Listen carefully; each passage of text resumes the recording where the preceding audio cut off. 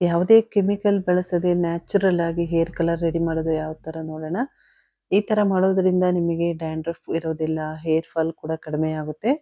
ಮತ್ತೆ ಯಾವುದೇ side effect ಕೂಡ ಆಗೋದಿಲ್ಲ. ಈ ಕಲರ್‌ನ ಬಳಸೋದ್ರಿಂದ ತುಂಬಾ ಚೆನ್ನಾಗಿ ಕಲರ್ ಆಗುತ್ತೆ. Welcome back to my channel. ಇವಾಗ ಯಾವ ಥರ ರೆಡಿ ಮಾಡೋದಂತ ನೋಡೋಣ. ಒಂದು ಕಬ್ಬಿಣದ ಬಾಂಡ್ಲಿ ತಗೊಂಡಿದ್ದೀನಿ. ಯಾವುದ್ರಲ್ಲಾದ್ರೂ ಕೂಡ ರೆಡಿ ಮಾಡ್ಕೋಬೋದು. ಅದಕ್ಕೆ ಸ್ವಲ್ಪ ನೀರು ಹಾಕ್ಕೊಳ್ತಾ ಇದ್ದೀನಿ. ನಿಮಗೆ ಎಷ್ಟು ಬೇಕು ಅಷ್ಟು ನೀರು ಹಾಕ್ಕೊಳ್ಳಿ. ನಾನು ಒಂದು ದೊಡ್ಡ ಗ್ಲಾಸಲ್ಲಿ ನೀರು ಹಾಕ್ಕೊಳ್ತಾ ಇದ್ದೀನಿ. ನೀರು ಹಾಕ್ಕೊಂಡು ಇವಾಗ ಬಾಳೆಹಣ್ಣು ಸಿಪ್ಪೆನ ತಗೊಳ್ತಾ ಇದ್ದೀನಿ. ನಾವು ಬಾಳೆಹಣ್ಣು ತಿಂದು ಸಿಪ್ಪೆನೆಲ್ಲ ಬಿಸಾಕ್ತೀವಿ. ಬಿಸಾಕಕ್ಕೆ ಹೋಗ್ಬೇಡಿ. ಈ ಥರ ಒಂದ್ಸರಿ ಟ್ರೈ ಮಾಡಿ ನೋಡಿ. ಚೆನ್ನಾಗಿ ಹಣ್ಣಾಗಿರುವ ಬಾಳೆಹಣ್ಣನ್ನು ತಗೊಳ್ಳಿ. ಅವಾಗ ಸಿಪ್ಪೆ ಕೂಡ ಸಾಫ್ಟ್ ಆಗಿರುತ್ತೆ. ಅದ್ರ ಚೆನ್ನಾಗಿ ರಸ ಕೂಡ ಬಿಡುತ್ತೆ. ಸಿಪ್ಪೆನ ನಾನು ತೆಗೆದು ಏನು ನೀರು ಹಾಕಿ ಇಟ್ಕೊಂಡಿದ್ದೀನಲ್ಲ, ಆ ಬಾಣಲೆಗೆ ಕಟ್ ಮಾಡಿ ಹಾಕ್ಕೊಳ್ತಾ ಇದ್ದೀನಿ.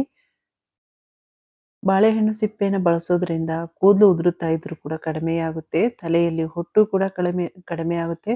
ಮತ್ತೆ ಒಳ್ಳೆ ಹೊಳಪು ಕೂಡ ಬರುತ್ತೆ. ಈ ಬಾಳೆಹಣ್ಣಿನ ಸಿಪ್ಪೆಯನ್ನು ಬಳಸೋದ್ರಿಂದ ಇದರಲ್ಲಿ ಜಾಸ್ತಿಯಾಗಿ ವಿಟಮಿನ್ ಎ, ಬಿ, ಸಿ ಇರೋದ್ರಿಂದ ಕೂದಲು ಸಮೃದ್ಧವಾಗಿ ಬೆಳೆಯಲು ಸಹಾಯ ಮಾಡುತ್ತೆ ಬಾಳೆಹಣ್ಣು ಸಿಪ್ಪೆ. ನಾನು ಇವಾಗ ಸೀಬೆ ಎಲೆನ ತಗೊಂಡಿದ್ದೀನಿ. ಸೀಬೆ ಎಲೆ ಎಳೆ ಎಲೆನ ತಗೊಂಡಿದ್ದೀನಿ. ಇನ್ನು ಪೇರಳೆ ಎಲೆ ಅಂತ ಏನು ಕರಿತೀವಿ, ಎಲೆನ ಬಿಡಿಸಿ ತಗೊಂಡಿದ್ದೀನಿ. ಇದು ಅಷ್ಟೇ ನಿಮಗೆ ನ್ಯಾಚುರಲ್ ಆಗಿ ಕೂದಲು ಕಪ್ಪಾಗ್ತಾ ಬರುತ್ತೆ. ಮತ್ತೆ ತುಂಬ ಚೆನ್ನಾಗಿ ಕೂದಲು ಬೆಳೆಯಲು ಕೂಡ ಸಹಾಯ ಮಾಡುತ್ತೆ ನಾವು ಈ ಎಲೆನ ಬಳಸೋದ್ರಿಂದ. ಈ ಎಲೆನ ಹಾಕೊಳ್ಳೋದ್ರಿಂದ ಕೂದಲು ಉದುರೋದು ಕೂಡ ಕಡಿಮೆ ಆಗುತ್ತೆ. ಮತ್ತೆ ಡ್ಯಾಂಡ್ರಫು ಕೂಡ ಕಡಿಮೆ ಆಗುತ್ತೆ ಸೀಬೆ ಎಲೆನ ಬಳಸೋದ್ರಿಂದ. ಕೂದಲು ದಪ್ಪವಾಗಿ ಕಪ್ಪಾಗಿ ಬೆಳೆಯಲು ಕೂಡ ನ್ಯಾಚುರಲ್ ಆಗಿ ಕಪ್ಪಾಗಿ ಬೆಳೆಯುತ್ತೆ.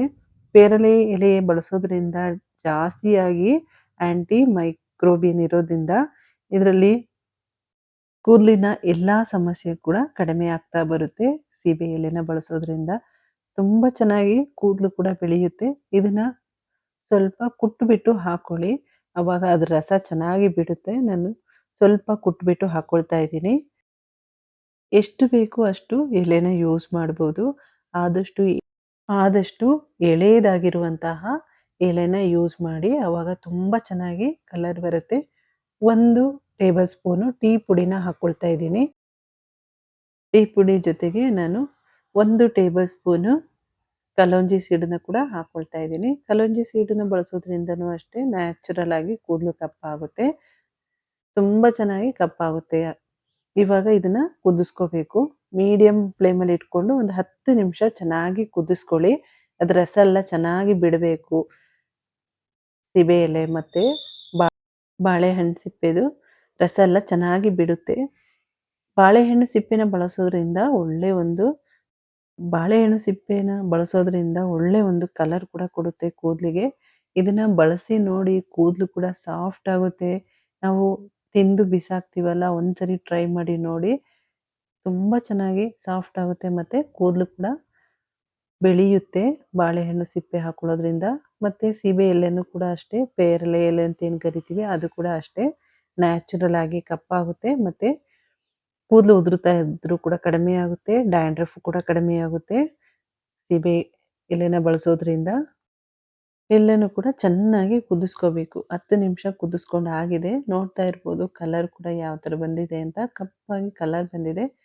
ಇವಾಗ ಉಗುರು ಬೆಚ್ಚಗೆ ಇರುವಾಗ ಫಿಲ್ಟರ್ ಮಾಡ್ಕೊಳ್ತಾ ಇದ್ದೀನಿ. ಜಾಸ್ತಿ ಬಿಸಿ ಇರುವಾಗ ನೀವು ಫಿಲ್ಟರ್ ಮಾಡ್ಕೊಳಕ್ಕಾಗಲ್ಲ. ಆದ್ರಿಂದ ಸ್ವಲ್ಪ ಉಗುರು ಬೆಚ್ಚಗೆ ಇರುವಾಗ ಫಿಲ್ಟರ್ ಮಾಡ್ಕೋಬೇಕು.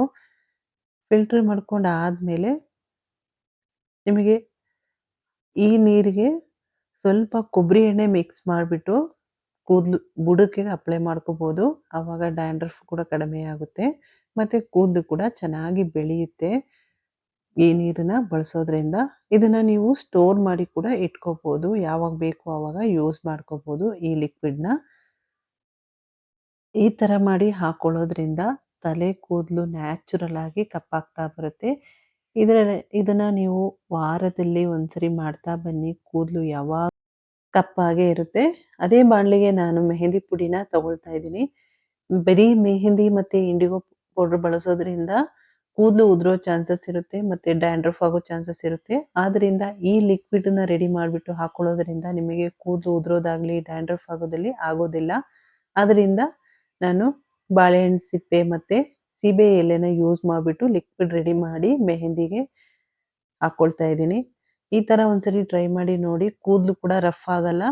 ಹಾಗೆ ನೀವು ಮೆಹಂದಿ ಪುಡಿ ಮತ್ತೆ ಇಂಡಿಗೋನ ಬಳಸೋದ್ರಿಂದ ಕೂದಲು ರಫ್ ಆಗುತ್ತೆ. ಇಂಡಿಗೋ ಮತ್ತೆ ಮೆಹಂದಿ ಪುಡಿನ ಸೇಮ್ ಕ್ವಾಂಟಿಟಿ ತಗೊಂಡಿದ್ದೀನಿ. 1 ಟೇಬಲ್ ಸ್ಪೂನು ಕತ್ತಾ ಪುಡಿನ ಹಾಕೊಂಡಿದ್ದೀನಿ. ಕತ್ತಾ ಪುಡಿ ಅಂದ್ರೆ ಇದು ಇದು ಒಂದು ಮರದ ಪುಡಿ ಅಷ್ಟೇ. ಅಕೇಶಿ ಮರ ಅಂತ ಏನ್ ಕರಿತೀವಿ ಆ ಮರದ ಪುಡಿ. 2, 3 ಕೂಡ ಹಾಕೊಂಡು ಚೆನ್ನಾಗಿ ಮಿಕ್ಸ್ ಮಾಡ್ಕೋಬೇಕು. ಅಕೇಶಿ ಗಿಡದ ಪುಡಿ ಹಾಕೊಳ್ಳೋದ್ರಿಂದನೂ ಅಷ್ಟೇ ಚೆನ್ನಾಗಿ ಕಲರ್ ಬರುತ್ತೆ. ನ್ಯಾಚುರಲ್ ಆಗಿ ಕಪ್ಪಾಗುತ್ತೆ.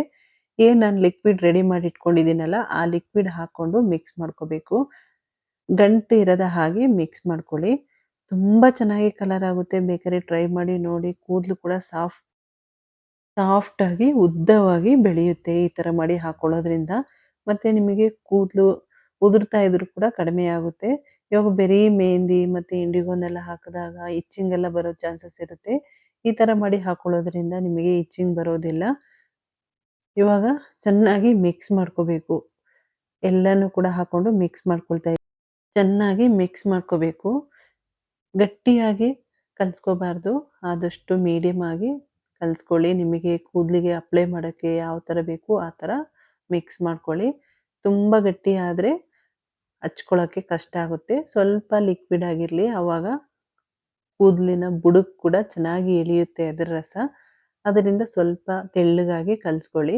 ಚೆನ್ನಾಗಿ ಕಲಿಸ್ಕೋಬೇಕು. ಕಲಿಸ್ಕೊಂಡು ಒಂದು 10 ನಿಮಿಷ ಹಾಗೆ ಇಟ್ಬಿಡಿ. 10 ನಿಮಿಷ ಆದಮೇಲೆ ನೀವು ತಕ್ಷಣ ಕೂದಲಿಗೆ ಅಪ್ಲೈ ಮಾಡ್ಕೋಬೋದು. ಇವಾಗ ನೋಡಿ ನಾನು ಕೂದಲು ತೋರಿಸ್ತಾ ಇದ್ದೀನಿ. ತುಂಬ ಬಿಳಿ ಕೂದಲಿದೆ. ಅದ್ರಾಗೆ ಸ್ವಲ್ಪ ಕಾಣ್ತಾ ಇಲ್ಲ ವಿಡಿಯೋದಲ್ಲಿ. ಸ್ವಲ್ಪ ಕೆಂಚಾಗಿ ಕಾಣ್ತಾ ಇದೆ. ಇದರ ಮೇಲೆ ನಾನು ಅಪ್ಲೈ ಮಾಡಿ ತೋರಿಸ್ತೀನಿ. ಡಾರ್ಕ್ ಆಗುತ್ತೆ ಆಮೇಲೆ. ಇದನ್ನ ಹಾಕ್ಕೊಂಡು 2 ಗಂಟೆ ಬಿಟ್ಟು ಬರೀ ನೀರಲ್ಲಿ ತೊಳ್ಕೊಳ್ಳಿ.